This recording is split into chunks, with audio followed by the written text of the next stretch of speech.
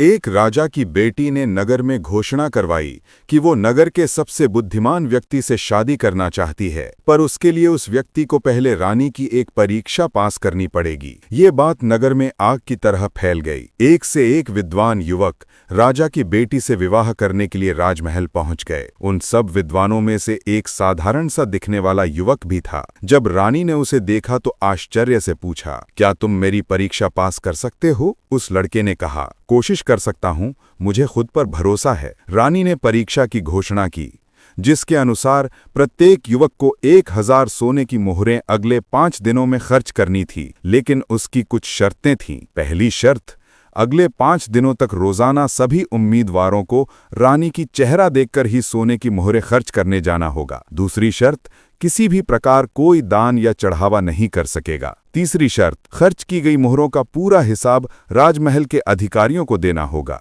यदि हिसाब में गड़बड़ी पाई गई तो उसे फांसी दे दी जाएगी। अगले दिन जैसे ही प्रतियोगिता शुरू हुई तो युवकों ने देखा तो राजमहल के मुख्य द्वार पर ताला लगा हुआ था।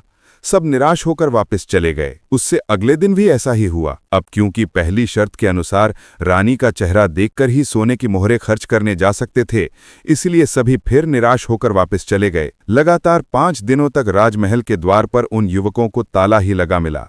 परिणाम का दिन आया। सभी युवक राजा की बेटी के सामने हाजिर हुए। सभी के सर झुके हुए थे। रानी सभी के झुके हुए सर देखकर समझ गई कि किसी ने भी उसकी शर्त पूरी नहीं की। परंतु वो साधारण सा दिखने वाला लड़का खड़ा हुआ और बोला, रानी जी, मैंने आपके कहे अनुसार 1000 सोने की मोहरें खर्च कर दी और उसका हिसाब आपके अधिकारियों को दे दिया। रानी हैरान होकर बोली, ऐसे कैसे तुमने खर्च कर दी मोहरें, जबकि राजमहल के दरवाजे पर तो ताला लगा था और मेरा चेहरा देखे बिना ही तुमने सोने की मोहरें खर्च कर दी? वो लड़का मुस्कुराया और बोला, रानी जी, जो मोहरें आपने दी थीं उसके दूसरी तरफ आपका चेहरा बना हुआ था। बस मैं उस चेहरे को देखकर रोजाना खर्च करता रहा। रानी उसका जवाब सुनकर एकदम प्रसन्न हो गई और तुरंत ही उस लड़के से विवाह की घोषणा कर दी। दोस्तों, कैसी लगी कहानी?